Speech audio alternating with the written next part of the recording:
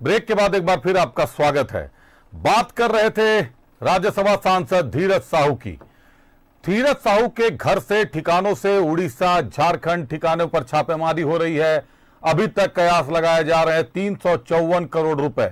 आधिकारिक पुष्टि होने का इंतजार है, लेकिन 354 करोड़ रुपयों की एक पुष्टि कहीं ना कहीं से मिल रही है कि 354 करोड़ रुपए नगद बरामद हुए हैं, लेकिन कहीं कहीं गिनती अभी भी जारी है। जैसे उनके रांची आवास में अभी भी छापेमारी की जा रही है। इसके अलावा जो सूचनाएं छनकर आ रही हैं कि बोरों में भरकर कुछ मेटल्स निकाले गए हैं, वो सोने के हैं, चांदी के हैं। सोने की तो निश्चित तौर पर पुष्टि है कि करीब 2 बोरे सोने निकले हैं उनके अलग अलग ठिकानों से। उनकी क्या कीमत होती है, उनकी क्या लागत होती है, लेकिन कुल मिलाकर देखें तो ये आंकड़ा 500 करोड़ को पार करने जा रहा है। इसको लेकर सियासी भूकंप की स्थिति है, सियासी हलचल बढ़ गई है, सियासत तेज हो गई है। आज दिल्ली में रांची के सांसद संजय सेठ ने साफ हमला बोल दिया, आक्रामक हो गए उनके तेवर।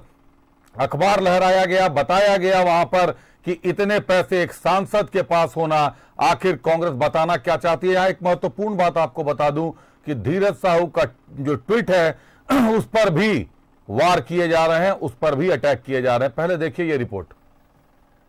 आईटी रेड मामले की संसद में सुनाई दी गूंज। लोकसभा में संजय सेठ ने उठाया मामला।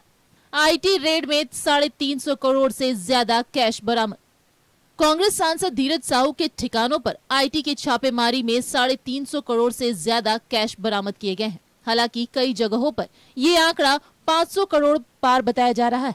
कांग्रेस के राज्यसभा सांसद के ठिकानों से मिली इस बड़ी रकम की गूंज लोकसभा में सुनाई दी। रांची सांसद संजय सेठ ने लोकसभा में इस मुद्दे को उठाया और कांग्रेस से जवाब भी मांगा।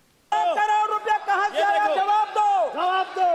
500 करोड़ रुपया झारखंड खनिजों का भंडार है, लेकिन इन दिनों भ्रष्टाचार की खदान बन चुका है। ईडी गठबंधन, जवाब दो। राहुल गांधी मुंह क्यों बंद हो गया है? जवाब दो। सोनिया गांधी मुंह क्यों बंद हो गया है? जवाब दो। कांग्रेस पार्टी के सांसद, कांग्रेस पार्टी जवाब दो। धीरज साहू नाम मत लीजिए, माननीय सदस्य। संजय सेठ ने न सिर्फ इस मुद्दे को लोकसभा में उठाया, बल्कि झारखंड के बीजेपी सांसदों ने इसे लेकर संसद में प्रदर्शन भी किया। इस बीच सोशल मीडिया पर धीरज साहू का एक पुराना ट्वीट वायरल हो रहा है। धीरज साहू ने 12 अगस्त 2022 को ट्वीट किया था और लिखा था, नोटबंदी के बाद भी देश में इतना काला धन और भ्रष्टाचार देखकर मुझे बेहद दुख होता है।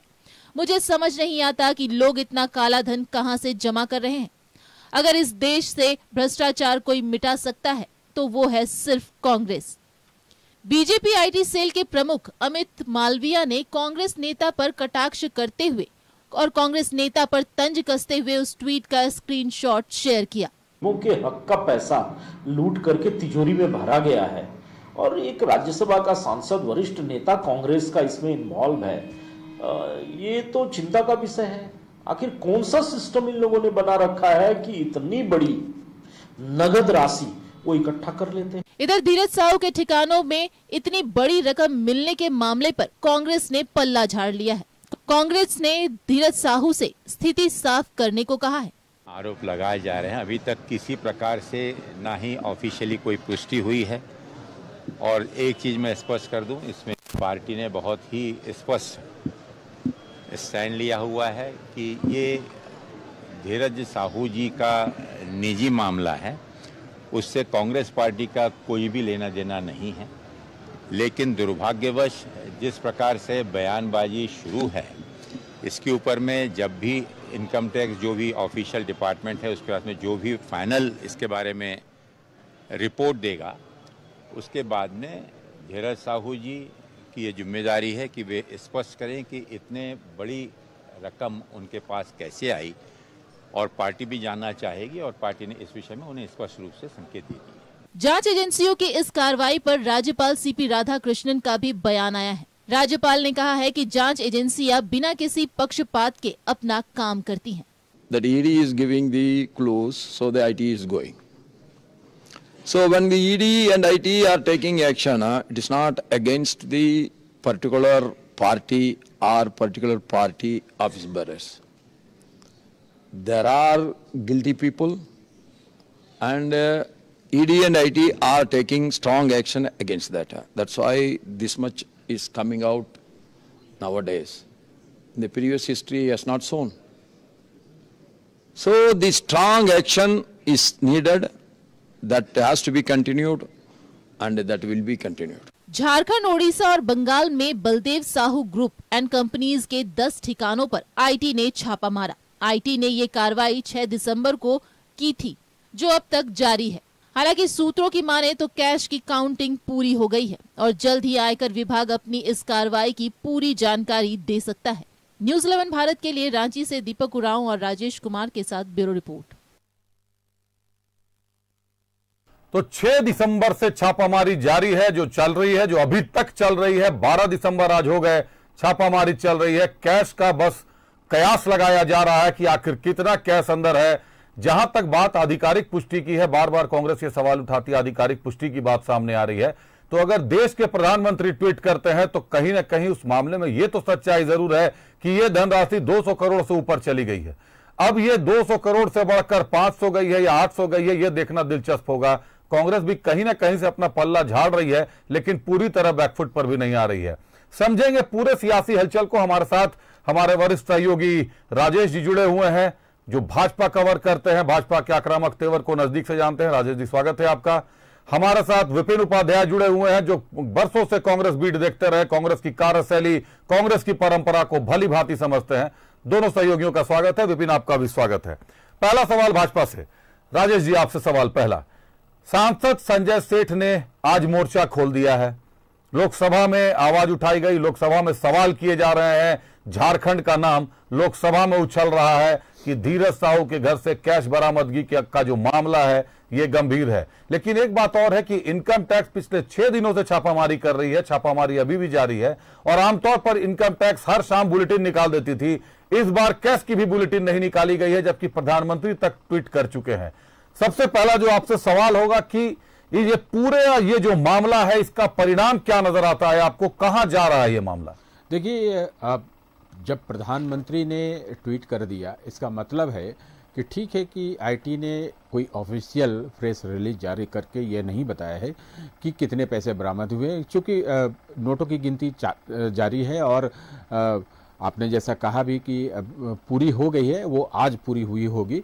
और अभी जो बेशकीमती जो धातुएं, जैसे मान लीजिए आप सोना चांदी के जेवरात होंगे, गोल्ड होंगे या बिस्किट्स होंगे, ये जो भी है उनका मूल्यांकन किया जा रहा होगा। तो जब प्रधानमंत्री ने ऑफिशियल ट्वीट कर दिया तो आप समझे कि ये मामला 200 करोड़ से ज़्यादा का है, क्योंकि कोई देश का सबसे बड़ा व्यक्ति ये कर रहा हो तो जाहिर सी बात है इसमें कोई राजनीति नहीं नजर आनी चाहिए। ठीक है, राजनीतिक इसमें स्पेकुलेशंस हो सकते हैं कि आरोप प्रत्यारोप लगे, लेकिन प्रधानमंत्री होते हैं। उन्होंने जो बात सोशल मीडिया में शेयर की है उसकी ऑथेंटिसिटी पर शक नहीं किया जाना चाहिए।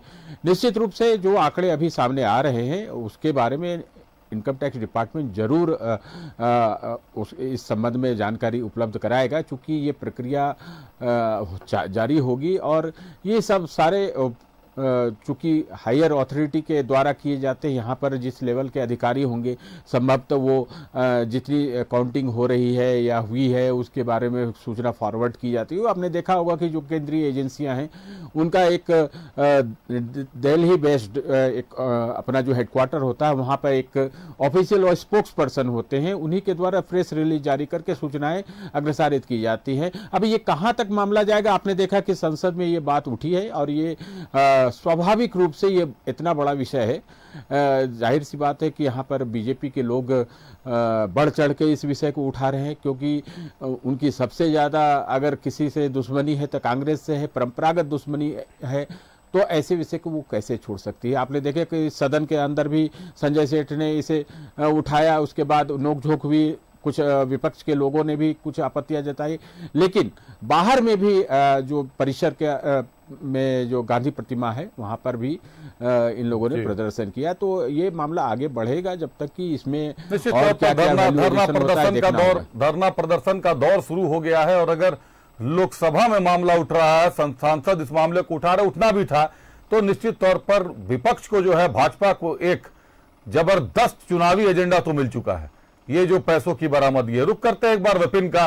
विपिन, आप बहुत पुराने पत्रकार हैं, मंजे हुए पत्रकार हैं, कांग्रेस को नजदीक से आपने देखा है, नजदीक से समझ रहे हैं, आपने चुनाव कवर किया है। आपसे जो पहला सवाल होगा, ये राज्यसभा का रास्ता हमेशा व्यवसायियों के दरवाजे से होकर क्यों गुजरता है, जबकि जो पॉलिटिक्स है, जो राजनीति है, उसमें कई चर्चित चेहरे हैं, कई अनुभवी चेहरे हैं, उनको मौका नहीं मिलता, व्यवसायियों के रास्ते से होकर ही राज्यसभा का दरवाजा खुलता है। आखिर ये परंपरा क्यों चली आ रही है विपिन? देखिए, धीरज साहू कोई राजनीतिक परिवार से नहीं आते, ऐसी बात बिल्कुल गलत है। धीरज साहू के राजनीतिक सफर को व्यावसायिक तौर पर जोड़ना संभवतः बहुत जल्दबाजी हो जाएगी, क्योंकि धीरज साहू का जो परिवार रहा है, काफी कई लंबे दशक से कांग्रेस में उसका योगदान रहा। उनके भाई रांची से लोकसभा के निर्वाचित सांसद रहे हैं। तीसरी बार धीरज साहू राज्यसभा के लिए झारखंड से निर्वाचित होकर गए हैं। सांगठनिक रूप से उनको झारखंड में प्रदेश कांग्रेस के कोषाध्यक्ष के तौर पर काम करते हुए देखा गया है। तो ये सीधा कनेक्शन नहीं है। ये जरूर है कि धीरज साहू, जो कि एक बड़ा राजनीतिक घराना है झारखंड का, या फिर एकीकृत बिहार के वक्त जो दक्षिण छोटा नागपुर प्रमंडल का इलाका था, उनका एक बड़ा व्यवसाय भी है। और जिस तरीके से इस पूरे प्रकरण में जो बातें सामने आ रही है, तो यहाँ पर एक चीज तो स्पष्ट है कि अब से करीब 2 दिन पहले, यानी कि शनिवार की रात को कांग्रेस की तरफ से स्थिति स्पष्ट कर दी गई। कांग्रेस ने धीरज साहू से नहीं, बल्कि धीरज साहू के व्यवसाय से पल्ला झाड़ा है।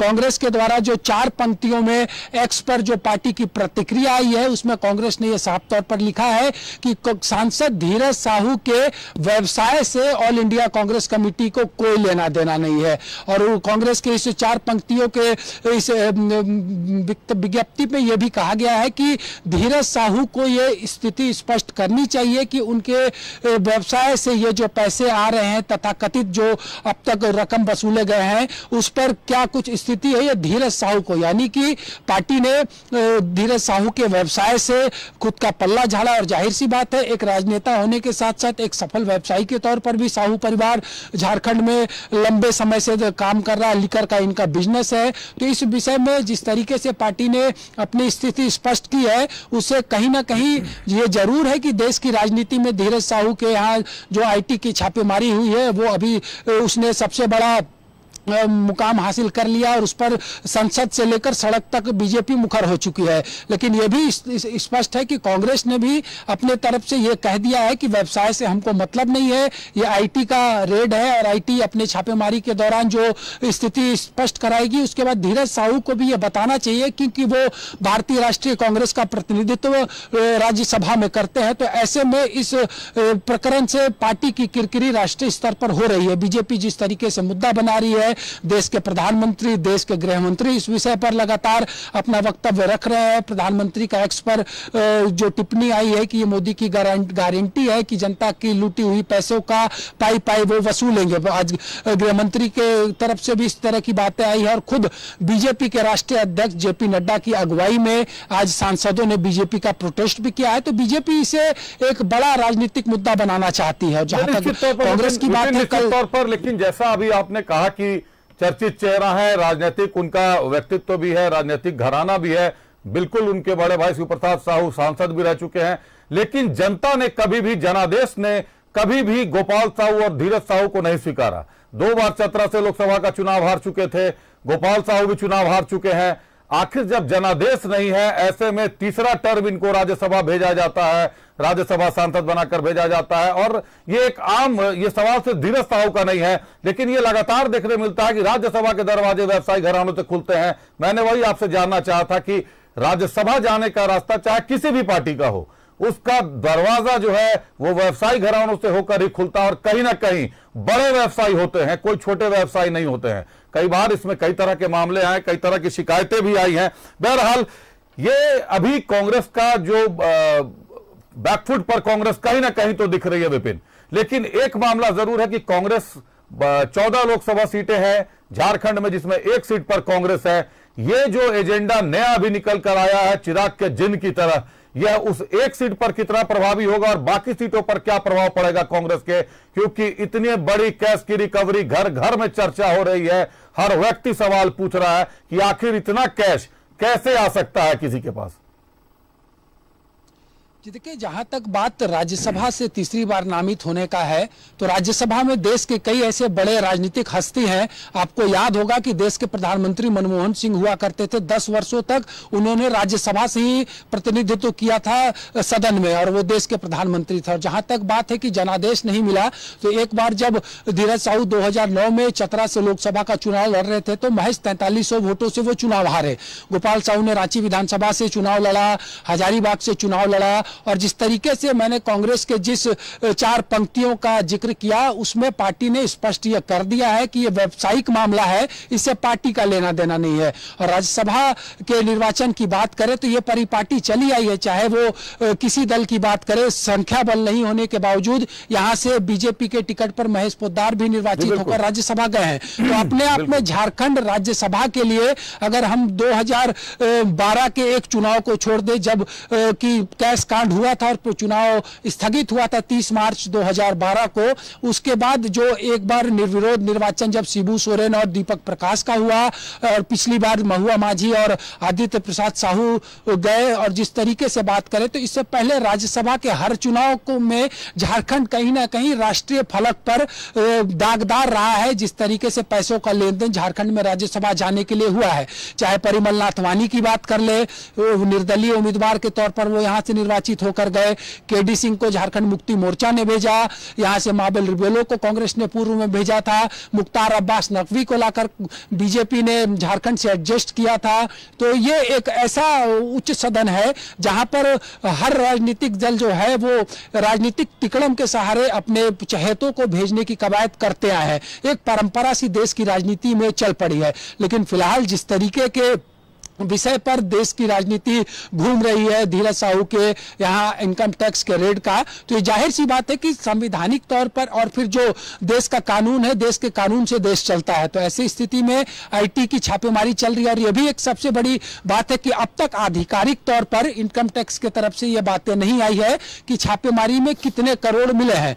आकलन के तौर पर चाहे हम मीडिया के लोग बात करें, या फिर प्रधानमंत्री के एक्स की बात करें, या फिर जो अन्य नेता इस पर आरोप प्रत्यारोप कर रहे हैं, लेकिन एक कोई ठोस आंकड़ा नहीं है। लेकिन इतना जरूर है कि जो तस्वीर दिख रही है वो अपने आप में यह बयान करने के लिए काफी है कि एक बड़ा राजनीतिक मुद्दा इस नगद बरामदगी से देश की राजनीति में हुई है। कमोबेश 354 करोड़ रुपए की रिकवरी हो चुकी है, या तो साफ हो चुका है। अब जैसा हमारे सहयोगी राजेश जी ने बताया कि धातुओं की जो सोना है, चांदी है, उनका भी हिसाब किताब लगाया जाएगा, वो मुद्दा एक अलग है। लेकिन 300 करोड़ से ऊपर तो मानकर चल ही सकते हैं। अभी मैंने आपसे सवाल पूछा था कि जो आगामी चुनाव है, पहले लोकसभा चुनाव होना है, 14 सीटों पर चुनाव होगा, अभी महज 1 सीट पर कांग्रेस है।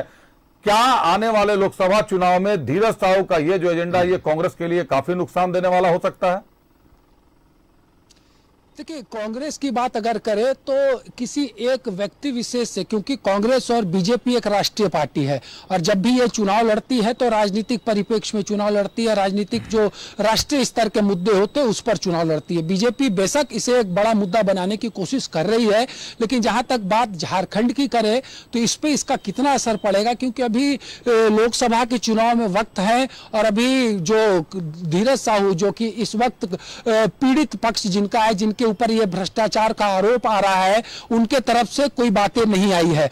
क्या कुछ आईटी में निकलकर सामने आएगा उसके बाद, क्योंकि जो इनकम टैक्स के रेट के बाद का प्रावधान है वो लोग जानते हैं। अगर टैक्स की चोरी हुई है तो वैसे पैसे यहाँ पर फोरफिट किए जाएंगे, और उसके अलावा जो पैसे होंगे उसको जो प्रावधान आपने बहुत बड़ी बात कही कि धीरज साहू के तरफ से अभी कोई बयान नहीं आया। 6 दिन से छापामारी चल रही है। धीरज साहू राजस्थान में थे, राजस्थान से दिल्ली पहुंच चुके हैं, लेकिन अभी तक दिल्ली से भी उनकी कोई आधिकारिक टिप्पणी नहीं आई है। क्या प्रयास चल रहे हैं, क्या चाहते हैं, और जो सबसे बड़ी बात है, छापामारी घरों आवासों पर चल रही है, लेकिन परिवार का कोई व्यक्ति वहां नहीं पहुंचा। आपसे एक आखिरी सवाल विपिन, आप कांग्रेस को नजदीक से समझते हैं, आपने काफी कवरेज किए हैं कांग्रेस पर, कांग्रेस की कार्यशैली और परंपरा क्या कहती है? क्या धीरज साहू की सदस्यता खतरे में है?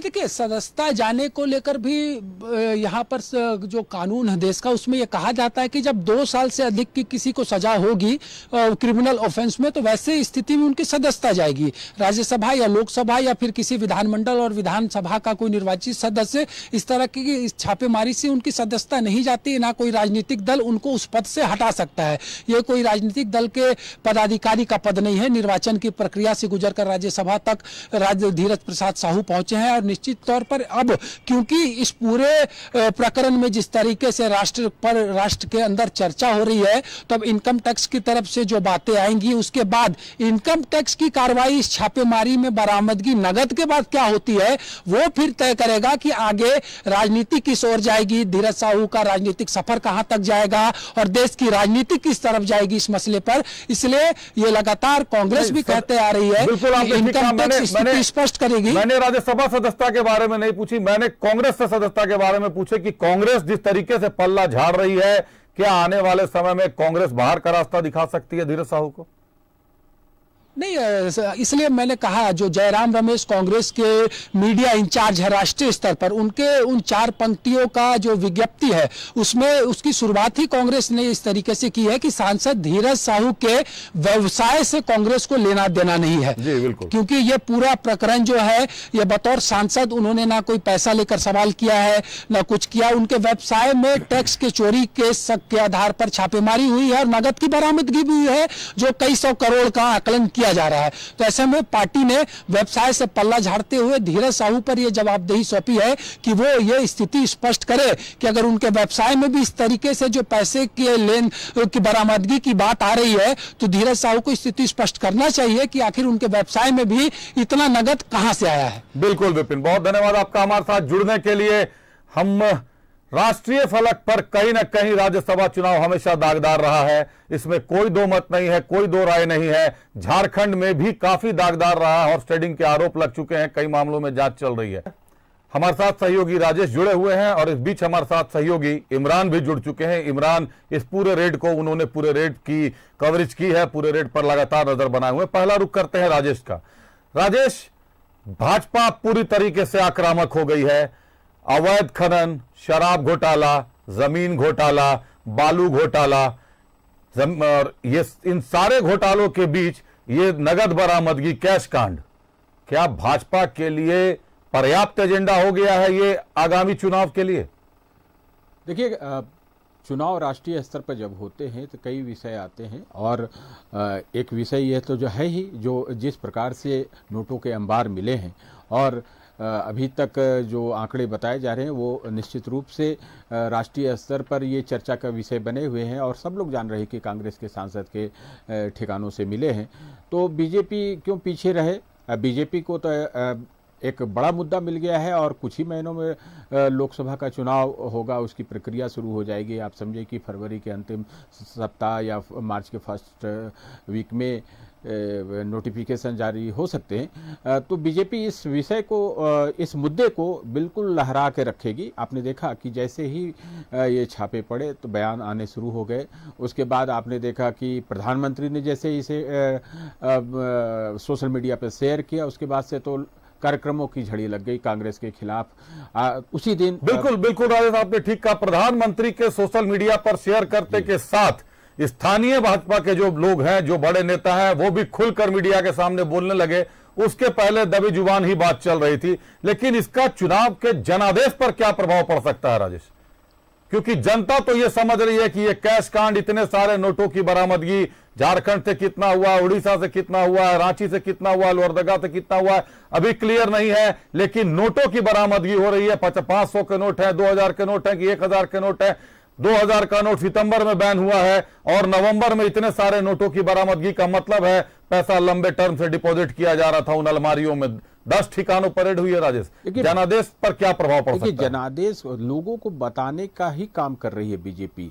मैंने ये बिल्कुल सवाल जो आपके जहन में है, मैंने बाबूलाल मरांडी से पूछा कि जब एजेंसी अच्छा काम कर रही है और अच्छी रिकवरी हो रही है और ये प्रक्रिया चल रही है, तो आप लोग आंदोलन करने का, तो उनका साफ कहना था और उनके जैसे कई नेताओं का भी कहना था कि ये जो है हम इसे जनता तक पहुंचाएंगे और बताएंगे कि कांग्रेस के नेता क्या करते हैं, कितना पैसा गरीबों का। देखिए बीजेपी इन सब चीज़ों से नहीं ले रही कि वो शराब की जो पैसे हैं उनका व्यवसाय से सीधी मान रही है कि ये नकदी हैं और कहीं न कहीं ये भ्रष्टाचार के प्रतीक हैं और गरीबों का जो है हक है जो टैक्स के रूप में उन्हें देना चाहिए था। अगर व्हाइट मनी होती, अगर ये उन्होंने जेन्युइनली इसे कमाया होता तो ये टैक्स भरते तो गरीबों के बीच इसका कल्याणकारी योजनाओं को क्रियान्वित करने में लाभ मिलता है। तो बीजेपी ये कह रही है कि ये काला धन जो है गरीबों से के हक को मारा गया है, उनका चूस कर ये पैसे कांग्रेस के नेता ने जमा किए हैं। तो बीजेपी अभी ने, आपने देखा ना कि जैसे ट्वीट आया उसी दिन भारतीय जनता युवा मोर्चा ने पूरे प्रदेश में, मैं तो झारखंड की बात कर रहा हूं, पूरे देश की स्थिति यही थी, पूरे हर जिले में पुतला दहन किया गया। इसके अलावे आपने देखा कि दूसरे दिन प्रदर्शन किया, यानी कल जो है पूरे देश में झारखंड के हर जिले में ये प्रदर्शन किया गया, धरना दिया गया इस विषय को लेकर कि लोग जाने कि आखिर हो क्या रहा है और हुआ क्या है। कांग्रेस के नेता के घर इतने बड़े पैमाने पर पैसे मिले हैं, इतनी बड़ी मात्रा में राशि मिली है, आखिर ये पैसे कहाँ के थे, क्यों थे, इसका जवाब चाहिए। कांग्रेस अपने स्तर से जो जवाब दे रही है। वैसे तो आप कहें कि कांग्रेस तो पल्ला ही झाड़ रही है, लेकिन वैसे वो इससे बच नहीं सकती, क्योंकि पहला ही कोई भी सवाल करता है, चाहे आम जनता हो या राजनेता हो, चाहे किसी भी दल का, वो यही कहता है कांग्रेस के सांसद। तो जाहिर सी बात है कांग्रेस पल्ला कितना भी छुड़ाने का प्रयास करे ये हो नहीं सकता, क्योंकि जब पर्सनल चीजों पर आप देखें कि राजनीति होने लगती है तो ये तो उनके प्रोफेशन से, और जाहिर सी बात है ये प्रोफाइल है उनका। ऐसा नहीं है कि कोई बिजनेस है तो ठीक है, पारिवारिक उसमें साझेदारी जरूर है, लेकिन धीरज साहू भी इससे जुड़े हुए हैं। तो बीजेपी इस विषय को लेकर लहराने की स्थिति में संसद में यह मामला उठा है। आप देखिए कि प्रदेश भर में हो रहे हैं, दूसरे राज्यों में भी हो रहे हैं, हर जगह से प्रतिक्रिया आ रही है। कल अमित शाह ने भी बयान दिया, प्रधानमंत्री ने सोचा। अब बचा क्या बीजेपी के लिए? बीजेपी इस विषय को जिंदा रखेगी, चाहे स्वरूप जो भी हो, आंदोलन करती रहेगी। उसका सीधा मकसद है कि जनता को याद दिलाते रहना कि कांग्रेस कैसी है और ये पैसे इकट्ठा हुए थे जो भ्रष्टाचार के थे, इसको भूलने नहीं देगी। चाल और चरित्र पर सवाल उठाएगी निश्चित तौर पर, और उठाने लगी है, अब तो खुलकर बोलने लगी। हमारे साथ सहयोगी इमरान भी जुड़े हुए हैं। इमरान, क्या अभी स्थिति है? रांची आवास पर अभी भी छापामारी चल रही है, गाड़ियां लगी हुई हैं, जो सूचनाएं मिल रही है, अभी भी तलाशी अभियान जारी है इनकम टैक्स की। देखिए बिल्कुल अभिषेक, छठा दिन था आज और लगातार रांची स्थित जो रेडियम रोड स्थित जो धीरज साहू का जो आवास है, इस जगह पर लगातार आयकर के जो अधिकारी हैं वो अपने काम को बाखूबी अंजाम दे रहे हैं। पिछले 6 दिनों से लगातार घर पे रह करके कई कागजों को, कई दस्तावेजों के साथ साथ डिजिटल और जो हार्ड कॉपी है उन तमाम चीजों को आकलन किया जा रहा है। इस दौरान जो है संपत्ति के साथ साथ वैसे तमाम चीजों की जानकारी ली गई है जो धीरज साहू से जुड़े थे, चाहे वो व्यापार से जुड़े हो या फिर अन्य जो प्रॉपर्टीज हो उनसे जुड़े दस्तावेज हो, तमाम चीजों को लेकर के जो अधिकारी हैं वो अपनी जांच की प्रक्रिया को आगे बढ़ा रहे हैं। जिस तरह से 6 दिनों की अगर हम बात करें तो जो पहले और दूसरे दिन की रेड के दौरान जो है वो बड़ी बेहद छोटी टीम के साथ रेडियम रोड स्थित आवास पे आयकर विभाग के अधिकारी पहुंचे थे, लेकिन जैसे ही कैश बरामद हुई उसके बाद आयकर विभाग की जो टीमें हैं वह लगातार चीजों को लेकर के गंभीरता से जांच करने लगी और फिर उड़ीसा से जो 3 सदस्यीय टीम थी वो रांची पहुंची और वो जो पूरे मामले को लेकर के कोऑर्डिनेट कर रहे थे यहाँ के स्थानीय टीम को, और फिर लगातार चीजों को जांच किया जाता है। लेकिन अब जो जानकारी मिल रही है संभवतः आज रात या फिर कल सुबह तक यह पूरा मामला जो है वो क्लियर हो जाएगा और आयकर विभाग की तरफ से आधिकारिक तौर से दिल्ली में या फिर उड़ीसा में इस पूरे मामले को लेकर प्रेस कॉन्फ्रेंस है, प्रेस नोट जारी करते हुए इस पूरे मामले का उद्भेदन कर दिया जाएगा कि आखिर जो छापामारी की शुरुआत आयकर विभाग ने की थी उसमें अब तक कितने पैसे जो है वह बरामद किए जा चुके हैं, क्योंकि 200 करोड़ से ऊपर की बात राशि जो है अब तक जानकारी मिल पा रही है कि वह सारी चीजें जो है वो क्लियर हो चुकी है और नोटों की जो गिनती है जो बैंक्स में जमा कराए जा रहे थे उन तमाम चीजों को ध्यान में रखते हुए एक कंक्रीट आंकड़े जो है पैसे के वो भी आज रात तक या कल सुबह तक ये सारी चीजें क्लियर हो जाएगी। मतलब एक सप्ताह तक यह पूरा छापेमारी अभियान, पूरी कार्रवाई जो है आयकर विभाग की तरफ से की गई और की जा रही है, जिसके तहत कई चीजें बरामद की गई है। एक तरफ जहां कैश बरामद किए गए हैं, उसके साथ साथ देर शाम आंकड़ा मिला है 354 करोड़ रुपयों का। बताया जा रहा है कि 171 बैग है, जिनमें से सारे बैग की गिनती पूरी कर ली गई, जबकि सांसद संजय सेठ ने लोकसभा में कह दिया है कि 176 बैगों में 140 बैग खुलने बाकी हैं अभी।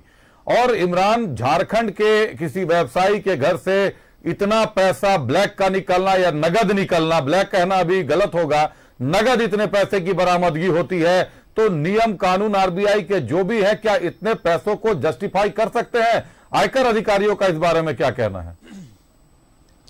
देखिए, बिल्कुल आयकर विभाग के अधिकारी तो अभी खुल करके पूरे मामले पर सामने आए नहीं है, ना ही प्रेस नोट के जरिए या फिर किसी मीडिया के माध्यम से। लेकिन इतना तो साफ है कि जिस तरह से बड़े पैमाने पर रकम बरामद किए गए हैं, अगर आप 250-300 करोड़ रुपए आपके पास नगद बरामद किए जा रहे हैं, कैश बरामद किए जा रहे हैं, तो कहीं ना कहीं आप कानूनी दांवपेच में फंसेंगे, क्योंकि इतनी बड़ी रकम जो है आप रख नहीं सकते हैं। लेकिन आयकर विभाग की कार्रवाई के बाद जुर्माने का प्रावधान होता है कि आप जो पैसे बरामद किए जा रहे हैं, उन पैसों का अब हिसाब किताब जो है वो आप दे, और इसके बाद इस पूरे मामले पर आयकर विभाग के जो अधिकारी हैं वो समीक्षा करेंगे और उनके दिए गए जवाब के अनुसार कार्रवाई तय की जाएगी। लेकिन जब बड़े पैमाने पर जब पैसे बरामद किए जा रहे हैं, तो मनी लॉन्ड्रिंग सहित कई चीजों को जोड़ करके भी देखा जा सकता है, और आने वाले दिनों पर इस पूरे मामले पर अन्य एजेंसियां भी कूद सकती है जांच में। तो ऐसे में देखना होगा कि जब आयकर विभाग की टीम जब अपनी पूरी कार्रवाई समाप्त करती है, समाप्त करने के बाद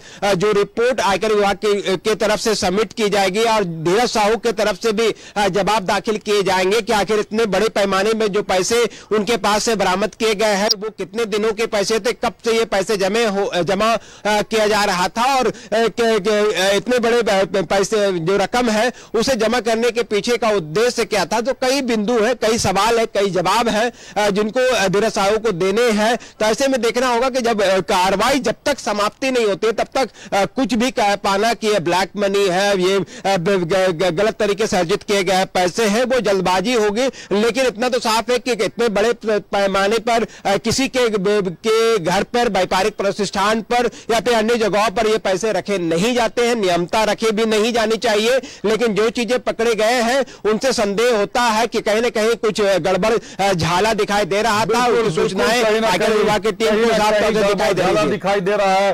राजेश का रुख करेंगे। राजेश, एक आखिरी सवाल आपसे जानना चाहेंगे। एक तरफ नकद कैश कांड का जो ये मामला गरमा रहा है, दूसरी तरफ कल आनन फानन मुख्यमंत्री हेमंत सोरेन को सम्मन किया है ईडी ने, और कल उनको पेश होना है। क्या लगता है राज्य की राजनीति में कल कैसा दिन होने वाला है? देखिए, अब मुख्यमंत्री जाएंगे कि नहीं जाएंगे ये तो वही बता सकते हैं स्पष्ट तौर पर, लेकिन लोगों का अनुभव तो बता रहे हैं पिछले 5 बार के अनुभव जो है उसके आधार पर तो ये नहीं जाएंगे, ये कहा जा रहा है। ऐसी आशंका भी जताई जा रही है कि शायद इस बार भी नहीं जाए। तो मुख्यमंत्री को ये समन जो जारी किया गया है, बेहतर यह होता, ये जो भी विधि विशेषज्ञ हैं उनसे हमारी बात हुई है, जो भी एडवोकेट्स हैं, सीनियर एडवोकेट्स हैं, उनसे बात हुई, उनका कहना है कि मुख्यमंत्री को जाना चाहिए, इस प्रकार से डिसओबे नहीं करना चाहिए, क्योंकि कोई एजेंसी अगर बुलाती है तो उसका कोई माने मतलब होता है, और कुछ आपसे जानना चाहती होगी। ऐसा नहीं कि कोई जाता है तो उसे पकड़ ही लिया जाता है। ऐसे कितने लोग हैं जिनसे ईडी या सीबीआई ने इंट्रोगेट किया है और वो चले गए हैं। तो मुख्यमंत्री से संबंधित कोई सूचना हो या उनकी सरकार से जुड़े हुए लोगों या उनके तंत्र से जुड़े हुए लोगों के संबंध में जो जानकारी ईडी के पास है। देखिए, ईडी एक बड़ी संस्था है, जांच एजेंसी है, और मुख्यमंत्री भी कम बड़े आदमी नहीं है, वो भी एक संवैधानिक पद पर। कोई अगर समन जारी करता है तो ये हल्के में नहीं हो सकता।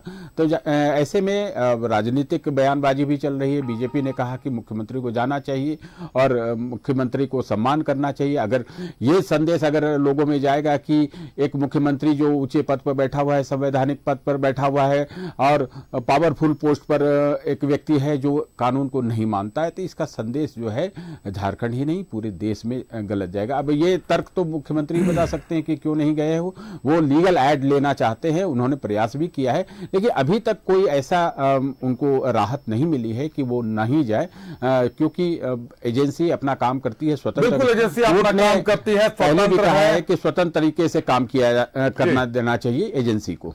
बिल्कुल, एजेंसियां स्वतंत्र तरीके से काम करती हैं, चाहे वो आईटी की टीम हो, चाहे वो ईडी की टीम हो, चाहे साहेबगंज में अभी सीबीआई की भी टीम एंट्री कर चुकी है। संथाल में कहीं ना कहीं केंद्रीय एजेंसियों का दखल हो चुका है।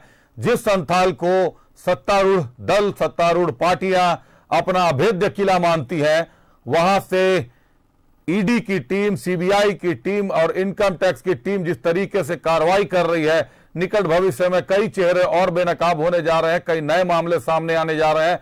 लेकिन बहरहाल ये जो मामला आ गया है कैशकांड का और उसके साथ मुख्यमंत्री को ईडी के संबंध का, तो राजनीतिक भूचाल की स्थिति झारखंड में बनी हुई है। बहरहाल बहुत धन्यवाद हमारे साथ जुड़ने के लिए राजेश आपका और इमरान आपका भी। बात कर रहे थे धीरज साहू के घर से कैश बरामदगी की, नोटों के बरामदगी की। बहुत ज्यादा नोट बरामद हो गए हैं, 354 करोड़ बताए जा रहे हैं। सांसद ने मोर्चा खोल दिया, रांची के सांसद संजय सेठ ने भी मोर्चा खोल दिया है। धरना प्रदर्शन भी शुरू हो गए हैं, राज्य भर में धरना प्रदर्शन दिया जा रहा है।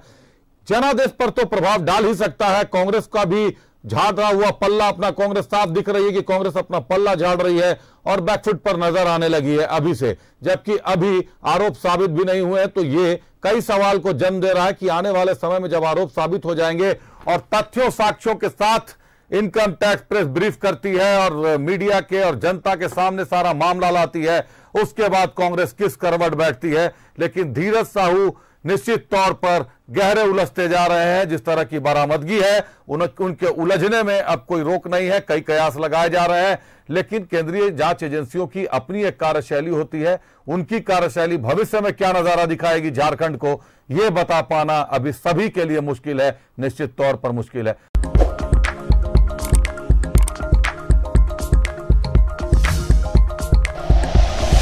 Like and share videos, subscribe करें हमारा चैनल और प्रेस करें बेल आइकॉन। न्यूज़ 11 भारत, सच है तो दिखेगा।